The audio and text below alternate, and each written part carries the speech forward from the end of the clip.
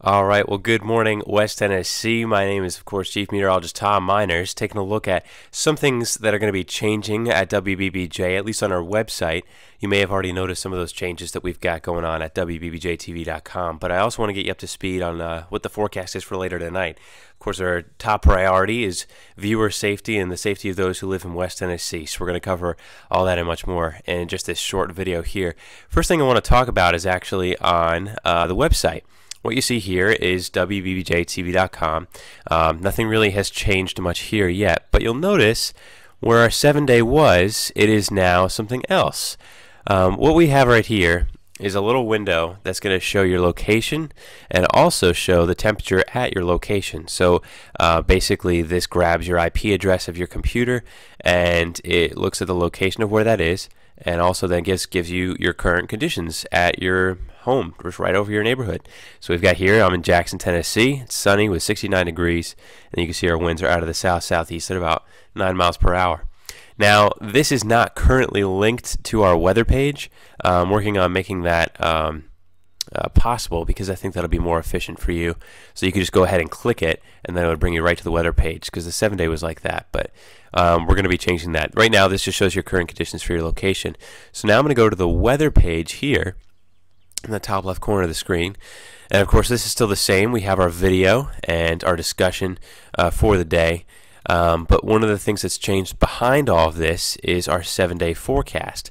This also is currently set to geolocate to your neighborhood, your hometown. So this is going to show you the 7-day forecast from our software providers, from Barron Services, and it's going to show the 7-day outlook for your neighborhood. This is very, very close to what we have also going on at WBBJ from the 7-day that I put on air, the one that Gary puts on air, the one that Eddie and Eric put on air as well. But we may in the future be changing it so that it's exactly the same as to what it is that I put on air, which is basically a forecast for Jackson.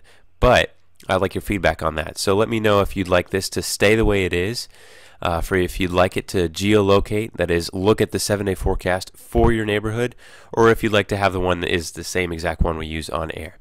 The one that I'm going to spend the most time on this morning is talking about the interactive radar. This is a completely redesigned radar that comes with this fancy, of course, little advertisement. That's kind of gross. I'm going to go ahead and hide that. But taking a look at this interactive radar, of course, it is a little bit new. So I'm going to go through real quick and just give you a quick explanation of how to use it and just how you can get a better understanding as to what's going on in the weather around us. So the one thing that you'll notice that changed, it's no longer a satellite view. This is just a regular map view of the Earth right now. Of course, it's focused on West Tennessee, and it'll also locate to your hometown where that place marker is.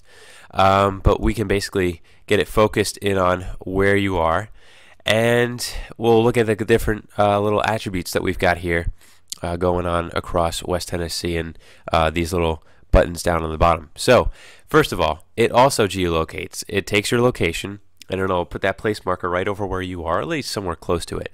If you don't want to do that, you can look up any other city or zip code in the country. So you don't have to just use this in West Tennessee. You can use it anywhere else on our website. So that's kind of cool.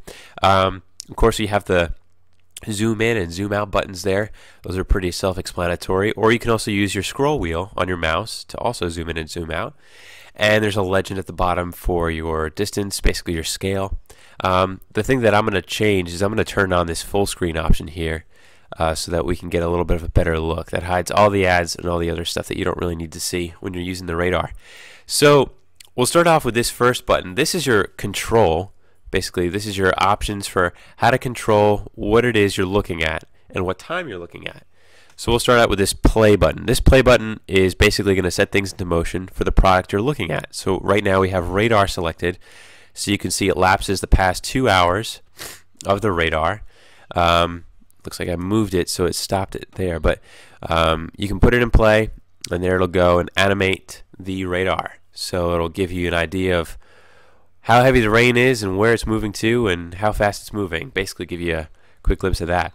You can also change the lap speed. So I can slow this down a lot.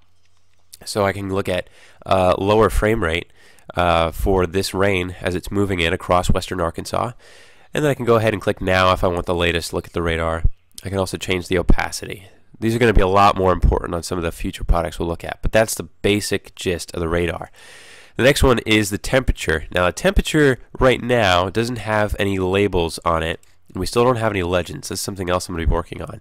This is really where you're going to want to turn down that opacity so you can see a little bit better on the map. You can also put into motion as well, but you can basically get an idea of where it's warming up, where it's warmest, where it's coolest, based on those colors, with the blue being cold and the red, of course, being hot. So that's another different feature that we have to give you an idea of the temperature and how that's changing. Clouds, this is another neat feature, another one where you're going to want to use this opacity to lower it so you can see the map. Something else that you can put in laps, of course, just by hitting that play button. And you can put multiple layers on at a time. That's not something else I actually did mention before, I think. You can have the sensors on, but you can't have the radar, clouds, or anything like that on at the same time. You can keep the radar and sensors on because that might help you be able to see the temperature and also to see the rain at that current time. So you can see here, farther out west, towards Fort Smith, Arkansas, it says they have thunderstorms, 61 degrees, gives you the dew point. So you can also click on the sensors as well while you have that radar or the clouds or whatever on at the same time. When you click on the sensors, it pulls up a little bit more information. It tells you the wind speed, the visibility, and it also tells you what's going on. So it says sky conditions are thunderstorms. Right now it's Fort Smith Regional Airport in Arkansas. And farther east we've got sunshine all the way out here towards Jackson. We're at 69 degrees. The only 3 stations right now visible in West Tennessee are coming from those airports that we've got across the area. So the major airports, I guess you could say, which would be the airport coming out of Dyersburg there, the Dyersburg Municipal Airport, the Jackson McKellar-Sipes Regional Airport, and the Millington Municipal Airport in northern Memphis. So that's basically giving you an idea right now of what the sensors do, what they're capable of. And if you zoom in, of course, you can see a little bit more out there. This is the Memphis Airport farther south, the Memphis International Airport, so you can see that one there. So the farther you zoom in, sometimes you see a few more of those labels, but zooming out, it'll kind of keep them from clustering all over the place. So that's enough on that. Next one, future radar. This is probably going to be the one that really draws our crowd to this site, is the future radar's capability. This is going to look out close to about 46, 48 hours into the future. And you can see here as it goes forward in time, we've got the lap speed down. And right about here is where we see this chance for severe weather coming in, 10 o'clock tonight. Probably going to be right actually at our 10 o'clock show later this evening, so that'd be a good time to come and watch. But by the time we get towards midnight, you can see it's out farther east. But it's just a very useful tool to kind of track where weather is going to be when. So you can see clearly that I'm able to scroll through here and get a really nice high resolution image here of what the radar is going to look like at this time. You can change the opacity, of course, as well. But that is a really neat tool. This is coming straight from our software provider, so this is definitely something that I depend upon for my forecast. The same kind of models that we use in the Viper 7 Storm Team Weather Center. Really great tool. Let me just go ahead, though, and tackle these last two real quick, and we'll get to the forecast for tonight. We have the future radar. That's a big one. The National Weather Service bulletins are also really important. This is where you can see all of the different watches, warnings, advisories across the country. And you can actually click on them so that you can get an idea of what it is telling us, so what the information is that you need to know. Just for an example, let's go ahead and look at Northwest Louisiana, Southwest Arkansas, and Eastern Texas. We just click on it, and it says there's a lake wind advisory in this area. We clicked on Marshall, Texas, where it gives you the weather, but it also says lake wind advisory. When you hover over it, it'll tell you how long it lasts for that area. When you click on that, it then also brings up the exact bulletin from the National Weather Service. So it gives you all that information for all the counties, everything that's included in that.